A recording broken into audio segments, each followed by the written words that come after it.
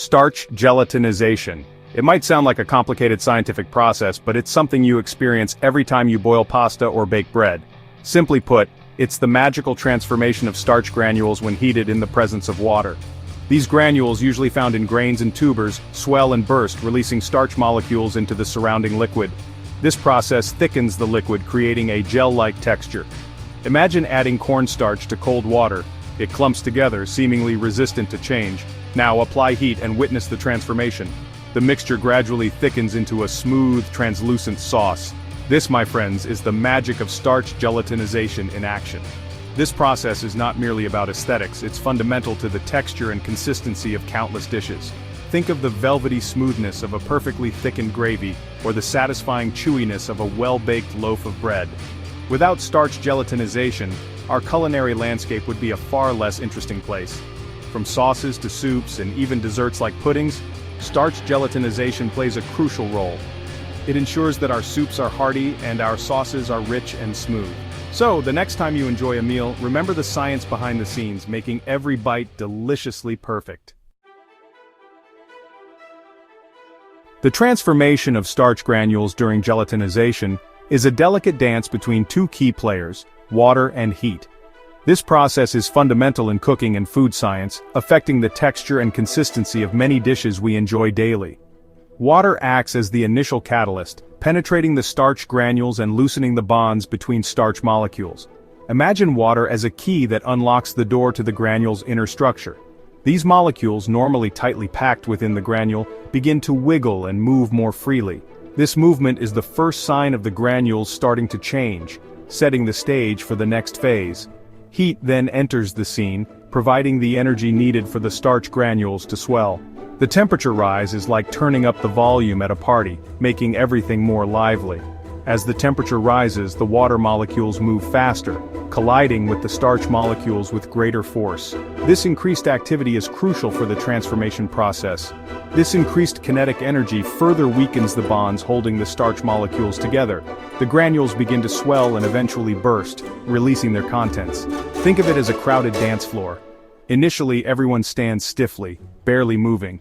The atmosphere is tense and movement is minimal. But as the music heats up, the crowd loosens up, bumping and swaying with increasing energy. The dance floor becomes a dynamic, lively space. Similarly, heat energizes the water molecules, creating a more dynamic environment that breaks down the starch granules' rigid structure. This transformation is essential for achieving the desired texture in many recipes. This interplay of water and heat is crucial. Without enough water, the starch granules can't absorb enough to swell and burst.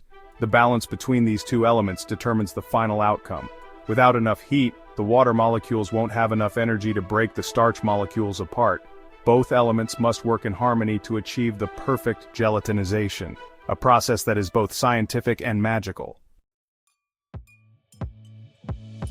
Like Goldilocks seeking the perfect porridge, we too must find the ideal conditions for our culinary creations.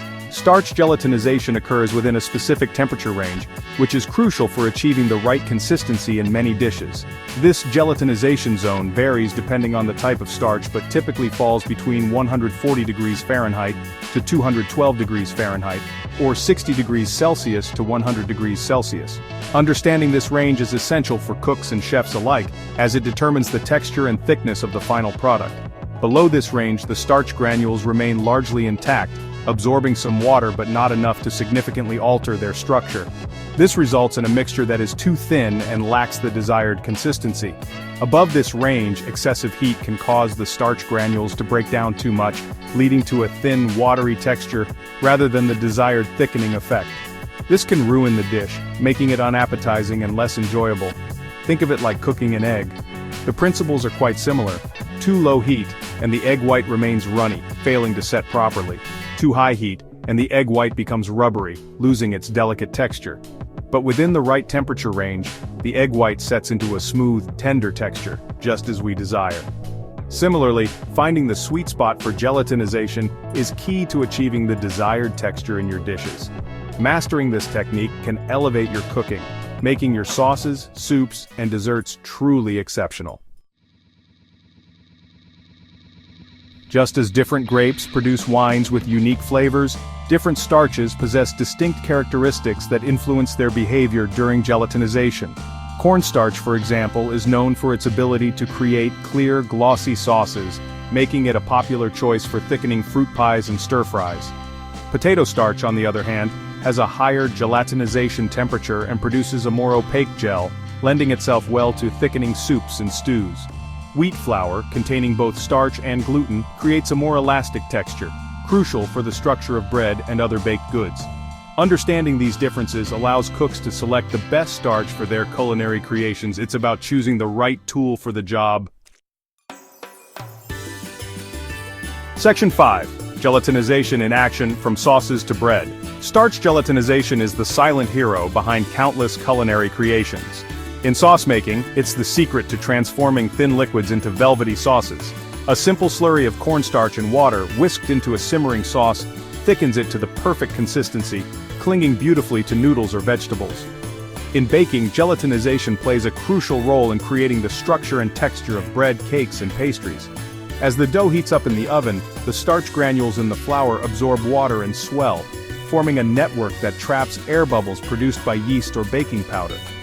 This gives the final product its desired rise and texture. Think of it as the building blocks of your favorite dishes. Without starch gelatinization, your sauces would be watery, your bread would be flat, and your culinary repertoire would be severely limited. Section 6. Mastering gelatinization, a key to culinary success. Understanding starch gelatinization empowers cooks to troubleshoot common kitchen mishaps and elevate their cooking. A runny sauce? Add a cornstarch slurry? A dense gummy cake? The batter may have been overmixed, causing excessive gluten development and hindering starch gelatinization. By grasping the science behind this process, cooks can confidently adjust recipes, experiment with new ingredients, and consistently achieve delicious results. Think of it as unlocking a secret code. Once you understand the language of starch gelatinization, you can decipher recipes with greater clarity and precision, becoming a more intuitive and confident cook. Section 7.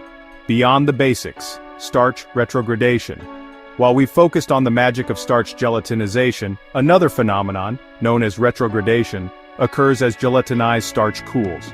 During retrogradation, starch molecules begin to reassociate, forming a more ordered structure. This process can lead to changes in texture, often resulting in a firmer, more opaque gel. Think of bread staling. The once soft crumb becomes dry and crumbly due to starch retrogradation. While retrogradation is often undesirable, it can be manipulated to create certain textures, such as the firm, chewy texture of properly cooked pasta. Understanding both gelatinization and retrogradation provides a more complete picture of how starch behaves in the kitchen, allowing for greater control over the final texture of your culinary creations. Section 8. Starch gelatinization around the world. Starch gelatinization isn't confined to Western kitchens. It's a universal phenomenon employed in cuisines around the globe. In Japan, mochi, a chewy rice cake, gets its unique texture from the gelatinization of glutinous rice starch. In India, dosa, a thin, crispy crepe, relies on the gelatinization of rice and lentil batter. From thickening sauces to creating unique textures, starch gelatinization transcends cultural boundaries, proving its versatility and importance in kitchens worldwide. These diverse culinary examples highlight the universal nature of starch gelatinization and its ability to transform simple ingredients into a world of flavors and textures. Section 9. A final tip. Taming the power of starch. Mastering starch gelatinization is a journey, not a destination. Experiment with different starches, observe their behavior, and don't be afraid to make mistakes. Remember, even the most experienced cooks were once beginners. A helpful tip to prevent lumps: always mix starch with a cold liquid before adding it to a hot mixture. This ensures the starch granules are evenly dispersed, allowing them to swell uniformly and create a smooth, lump-free texture. With practice and a dash of scientific curiosity, you can harness the power of starch gelatinization to create culinary masterpieces.